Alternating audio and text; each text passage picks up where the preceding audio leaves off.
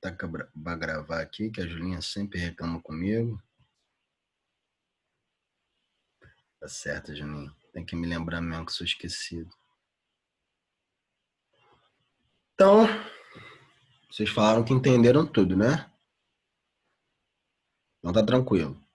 Até aqui, vamos lá. Então, ó, acabou o ciclo de Krebs. A gente tem a respiração aeróbia com a presença de oxigênio. A gente já viu tudo aqui, né? A gente já viu tudo. A glicose, quando a gente come. Então, na respiração celular, a gente tem aquela reação química lá. Tem o C6H12O6 mais o oxigênio, né? E o produto final é o quê? O CO2 mais água, não é isso? Então, a gente já viu que a glicose ela é quebrada para a utilização de ATP, tá? E a gente já viu como que o gás carbônico ele é formado. O que está faltando agora nessa reação? A gente já viu como essa glicose é quebrada e já viu como que o gás carbônico é formado. Agora, o que está faltando a gente ver? A gente não viu até agora qual é a funcionalidade do oxigênio, né? Que a gente vai ver agora na última etapa da respiração celular, que é a etapa que eu mais gosto, que é a fosforilação, anotem aí, fosforilação oxidativa. Tá? Deixa eu escrever para vocês, que é um nomezinho chato mesmo, mas é só um nome chato, porque é fácil de entender, é muito legal, muito interessante. Fosforilação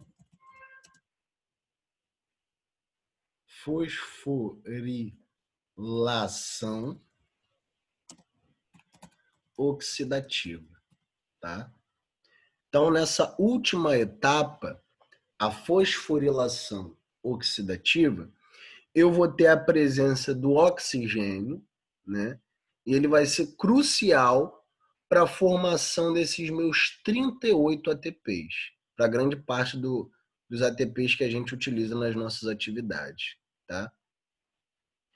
E eu também vou ter, com a presença do oxigênio, eu vou ter formação de água, tá? Beleza? Então a gente vai ver daqui a pouco. Nessa última etapa, fosforilação oxidativa, eu vou ter uma cadeia transportadora de elétrons, uma cadeia respiratória, que, como eu falei para vocês, ela ocorre aonde? Nas cristas mitocondriais, tá? Entre a membrana interna e a membrana externa. Tá? Então, lá no meu desenhozinho tosco, que eu mostrei para vocês lá na minha mitocôndria, aquilo ali, aquela estrutura, as duas mitocôndrias, elas são chamadas de cristas mitocondriais, entre a membrana interna e externa. Tá? A fosforilação oxidativa, ela ocorre ali, entre as membranas, na membrana interna, mais especificamente, eu vou ter essa cadeia respiratória ou cadeia transportadora de elétrons, que vocês vão ver para que elas servem. É muito legal, gente, é muito interessante. Eu gosto. Vocês vão ver para que elas servem, tá? E a gente vai ter essa última etapa, para a formação desses 38 ATPs. E a gente vai ver por que o oxigênio é necessário também. Tá? Então, as moléculas aceptoras de H+, e elétrons, mostrei para vocês que foram os NAD e os FAD, eles vão ser utilizados agora nessa última etapa.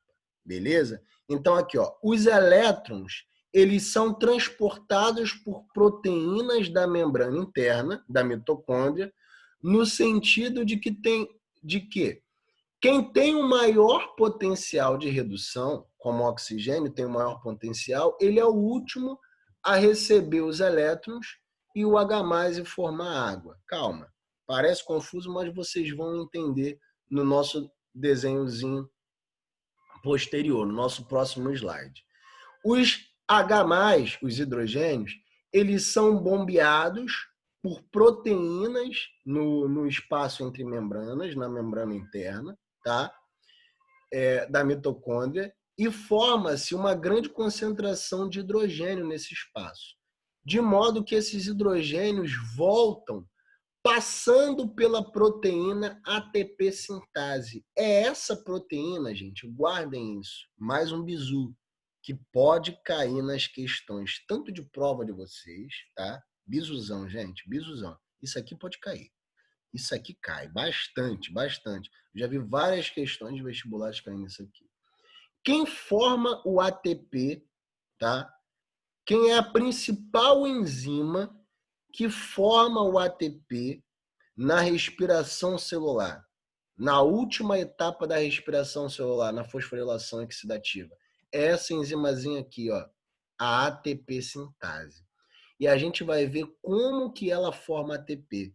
O processo necessário para que ela forme ATP, o processo necessário para a formação de ATP. Então, a ATP sintase, ela usa a energia da passagem de hidrogênio para adicionar fosfato a ADP, formando ATP. Tá? Ficou confuso aqui eu escrevendo, mas no nosso eu lendo, mas no nosso próximo slidezinho vai fazer muito sentido para vocês. Então, vamos lá para o nosso próximo slide. Tá? Aqui, ó, eu tenho a nossa membrana interna, essa é a nossa membrana interna da mitocôndria. Então, deixa eu desenhar de novo. Vou fazer mais um desenhozinho tosco aqui, tá? Ó, minha internet está dando inconstância de novo, eu acho, né? Vocês estão me ouvindo bem, gente? Sim. Sim, sim. Tá bom. Vai falando aí para mim, tá? Deixa eu desenhar de novo aqui a mitocôndria. Ó, então eu tenho aqui, ó, a membrana externa da mitocôndria, ó. Não ri do meu desenho, não, que ele é feito com carinho. É tosco, mas é com carinho. Parece até um Pokémon, né? Então tem a membrana externa e a membrana interna, ó. Nossa, eu já não sei desenhar. E desenhar nesse negócio aqui é difícil, né? E a membrana interna da mitocôndria. Beleza? Aqui dentro eu tenho a matriz mitocondrial, que eu mostrei para vocês que é onde ocorre o ciclo de Krebs. E aqui, ó, eu tenho as cristas mitocondriais, tá?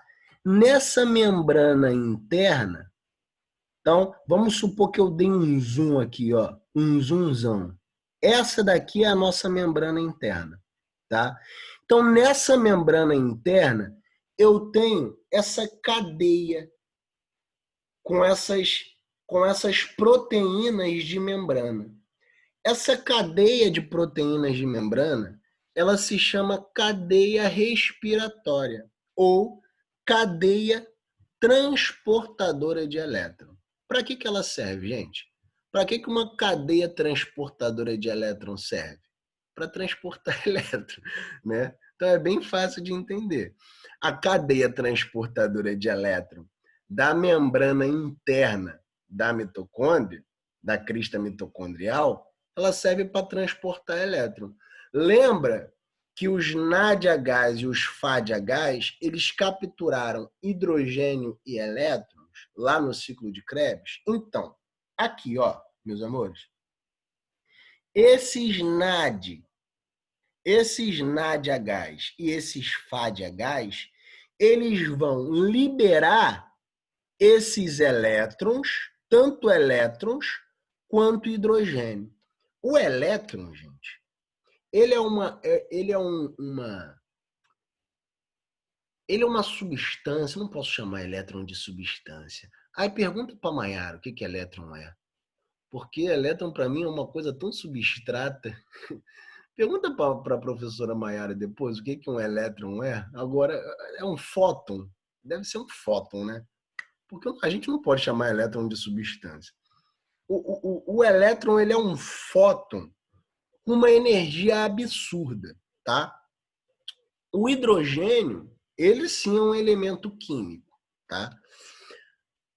Esse fóton, o elétron, com essa energia absurda, ele vai dar essa energia necessária para que esse hidrogênio seja impulsionado para fora, para esse espaço entre a membrana da mitocôndria. Então, olha só, de novo, vamos com calma para a gente entender, porque essa etapa da fosforilação oxidativa é fácil, mas vocês têm que ter atenção e calma para entender. Então, aqui, ó, eu tenho essa membrana interna da mitocôndria, aqui, ó, aonde o tio está passando aqui a seta.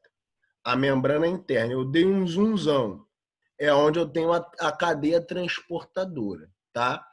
Aqui eu tenho um espaço entre membranas, tá? Onde eu tenho a membrana externa e a membrana interna. Esse espaço entre membrana, ele vai ficar cheio de prótons de hidrogênio, tá? Que vão ser liberados por quem? Pelos NADH e pelos FADH, que foram produzidos lá no meu ciclo de Krebs, tá? Esses prótons de hidrogênios, eles vão ser impulsionados para cá, para o meu espaço intermembrana, da minha mitocôndria, pela energia dos fótons de elétrons, tá? Então, cada vez que eu passo o elétron pela minha cadeia transportadora de elétron, eu libero essa energia. Esse meu elétron vai liberando energia, e cada vez que ele vai liberando energia, ele vai impulsionando hidrogênios, tá? Para esse meu espaço intermembrana e vai enchendo esse espaço intermembrana de prótons de hidrogênio. Beleza, galera? Então, guardem isso na cabeça de vocês. Isso vai fazer muito sentido daqui a pouquinho. Agora, tá? Por que a mitocôndria faz isso? Para quê, Dani? Que a mitocôndria faz isso? Por que ela enche o espaço intermembrana de prótons de hidrogênio? Tá? É aí que vem a pegada. É aí que vem o pulo do gato. Tá? É aí que entra também o gás hidrogênio, o gás oxigênio, perdão, que a gente respira. Vocês viram que o gás oxigênio não entrou na jogada até agora. Tá? Até agora a gente não falou dele. Né? E a gente já falou que ele é muito importante para a obtenção de energia. Tá? Mas a gente não falou dele até agora. Mas ele vai ser importante para cá. Ó. Por quê? O gás hidrogênio, o gás oxigênio, gente, ele é muito eletronegativo, ou seja, ele tem carga negativa ou ele tem carga positiva? Alguém consegue me dizer se ele tem carga negativa ou positiva? Vamos lá. Eu quero ouvir vocês agora. O oxigênio tem carga negativa ou positiva? Pode falar no chat que eu consegui abrir aqui. O oxigênio, ele é mais eletronegativo. É isso aí, Juninho. É isso aí, Juninho. É isso aí. Ele é mais eletronegativo. Lembra? Isso a Mayara deve ter falado para vocês. Lembra que existem 3 elementos na tabela periódica que são muito eletronegativos, tá? E para vocês decorarem, decorem como FON, tá? FON. O flúor, que é o mais eletronegativo de todos, o oxigênio depois, que é o segundo elemento mais eletronegativo, e o nitrogênio. Então, FON de buzina de carro, tá? São os 3 elementos mais eletronegativos da tabela periódica. Beleza? É igual o Chomps. É isso mesmo, Gabriel. É igual o Chomps. Eu sou cheio de macete, porque a minha memória é péssima. Acho que vocês já viram isso, né? Então eu tenho que ter esses macetes para eu decorar, porque a memória é absurdamente péssima. Então, ó, é aí que vem a pegada. Não perde o sentido aqui, não. Ó. Se o gás oxigênio ele é muito eletronegativo, ou seja, ele é negativo ao extremo, e o hidrogênio ele é o quê? Ele é ao contrário, né? O hidrogênio ele é um dos elementos mais eletropositivos, tá? Um elemento negativo, muito eletronegativo, com um elemento muito eletropositivo, o que vai acontecer com ele? A gente, a gente ouve, né, sempre que os opostos o quê? Se atraem, não é isso? Então, o oxigênio ele vai atrair esses prótons de hidrogênio que estão aqui, ó, no espaço intermembrana. Então, o oxigênio ele está aqui fora, gente. Não perde também aqui o bizu aqui do slide, não. O oxigênio está aqui, ó, na matriz mitocondrial. E os prótons de hidrogênio estão aqui, no espaço intermembranas. E eles estão se atraindo. Só que entre eles, eu tenho uma membrana plasmática. Tá vendo aqui, ó? Eu tenho gás hidrogênio e entre eles eu tenho uma membrana plasmática. E ele não tem espaço para passar. O hidrogênio, ele é um elemento com carga. Lembra que eu falei para vocês que a membrana ela tem muito lipídio, né? Ela é formada por fosfolipídio e ela não deixa qualquer coisa passar, né?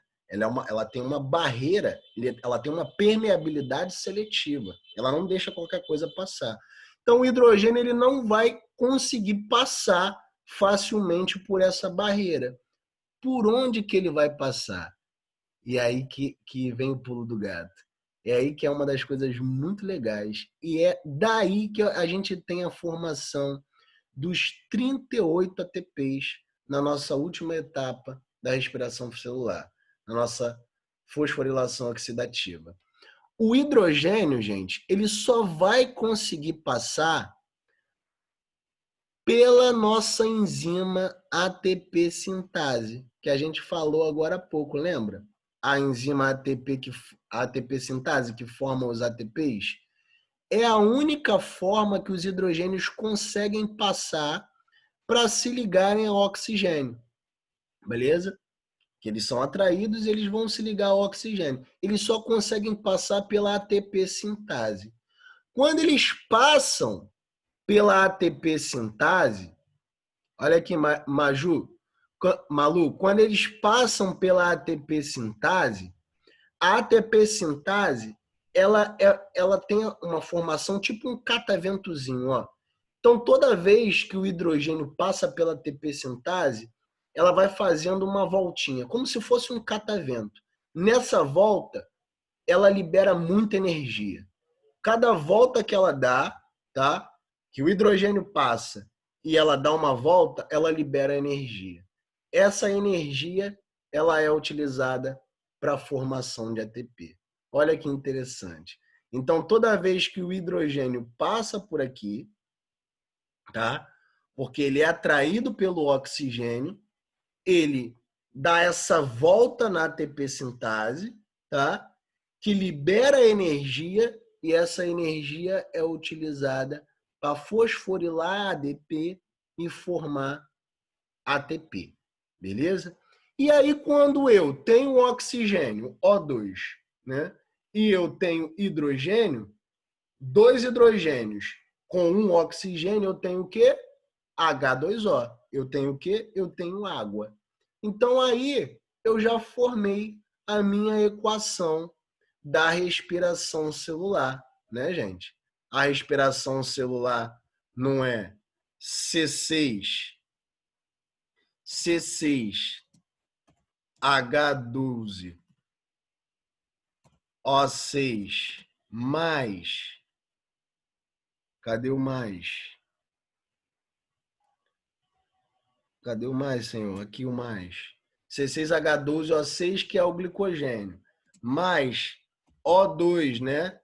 Que é o oxigênio, que vai dar o quê? Gás carbônico, CO2, mais H2O, tá?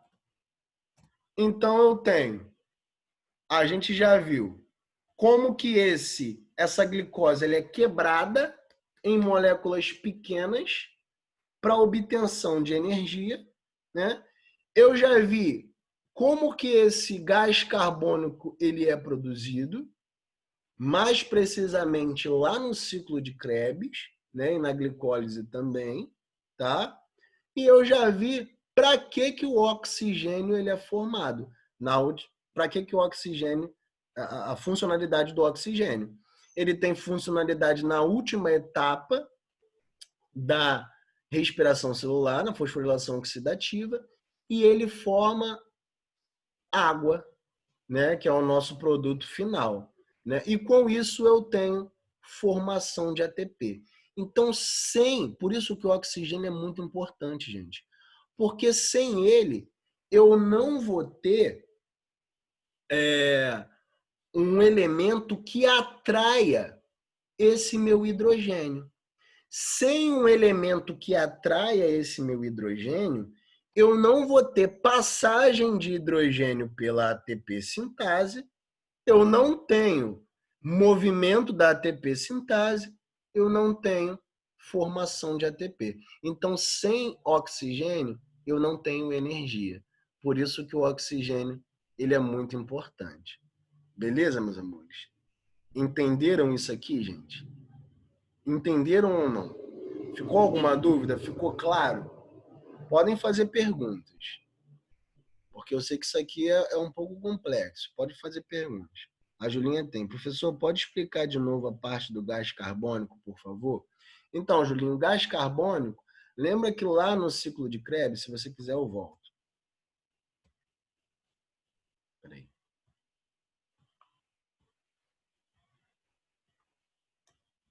Não, tem que apagar aqui, peraí.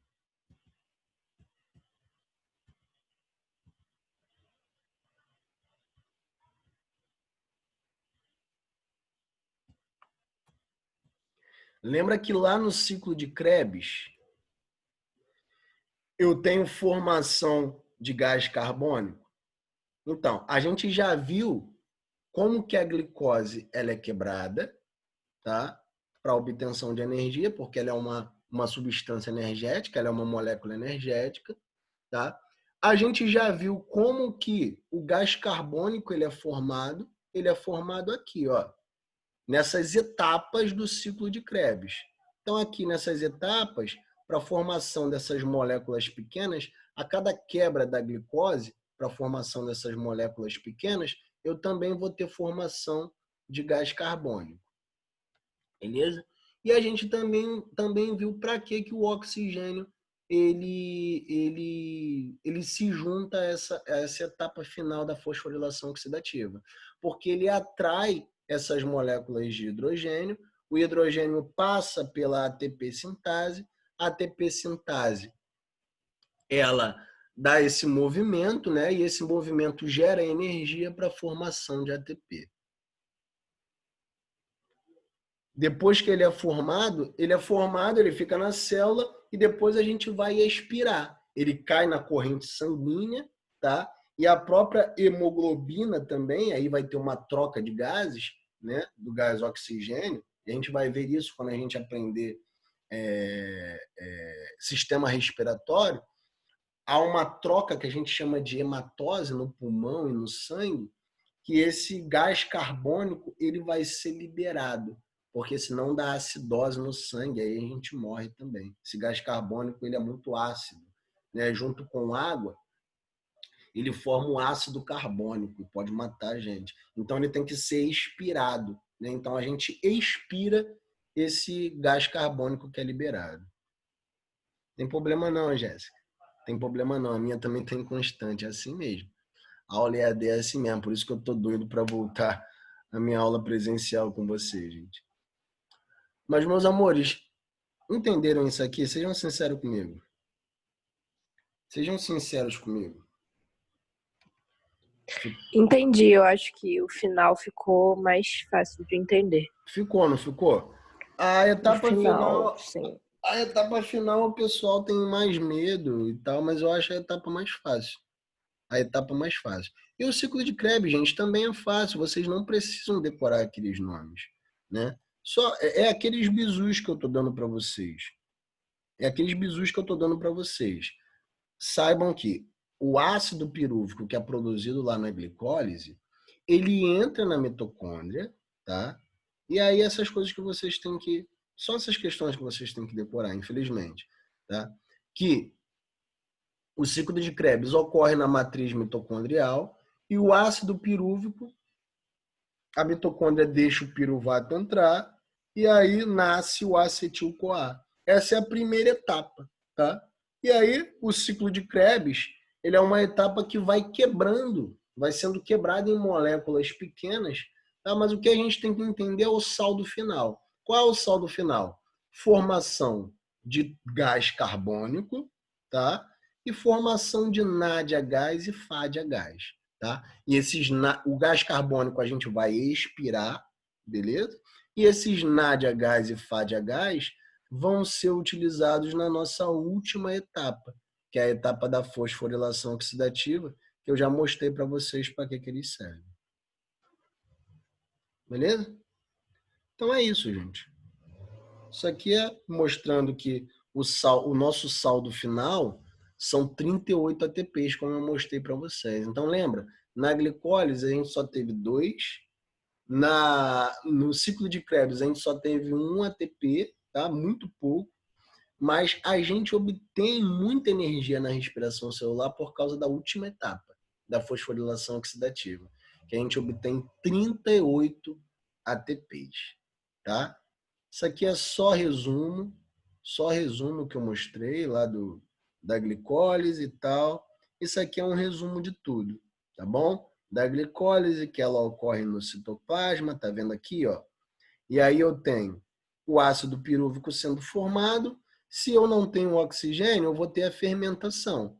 Ou ácido lático, fermentação lática, ou álcool etílico, fermentação alcoólica, tá? Se eu tenho oxigênio, presença de oxigênio, eu tenho respiração aeróbia.